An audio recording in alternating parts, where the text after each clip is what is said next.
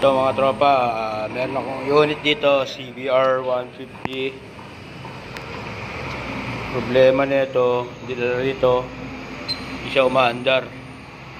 So, chinek ko naman yung kanyang electrical, then yung kanyang fuel, saka injector, goods naman. Tapos nag-decide na akong bunutin yung kanyang head. So, ayan.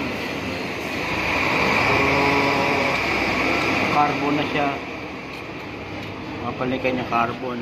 Then yung ito kanyang head. Ayan for yung kanyang pinaka head.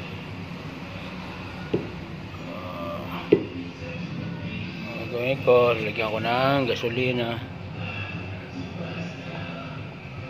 para malaman natin kung singaw ba.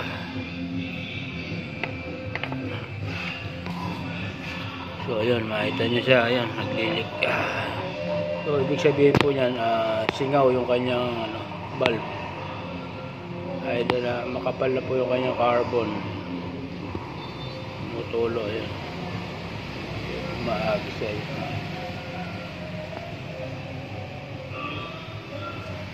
Sa intake.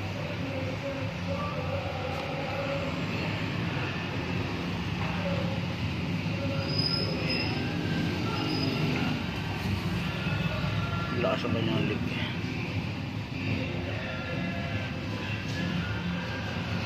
Ito naman yung exhaust.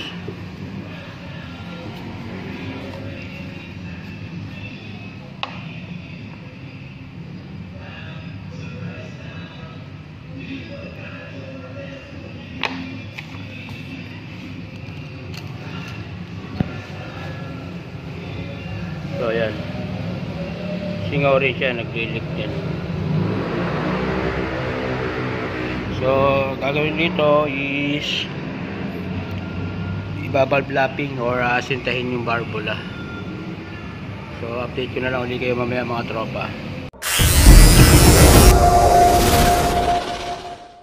So ito mga tropa, nalinis ko na yung kanyang piston ring, yung head, mga kulibaba. Inasinta ko na rin, binalblapping ko na rin yung barbula.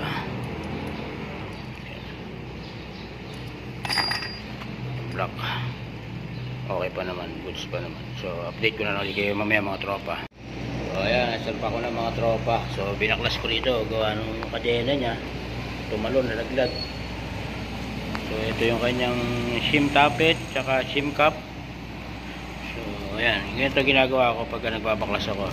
Lalagyan ko ng marker, then pinaplastic ko siya para hindi magkapalit ng shim.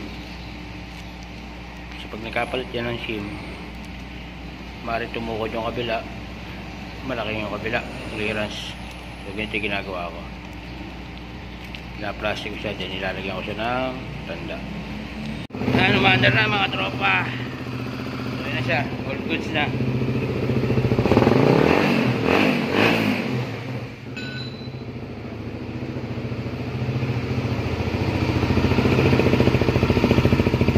Pagkakit ang punto, ayan. Ayan na.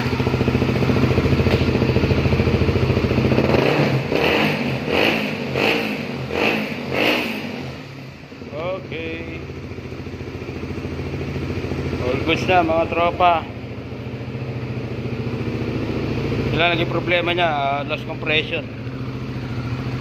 Okay. So yung coolant, pinababa ko muna yung coolant. Nahuli, dadagdagan para mapuno.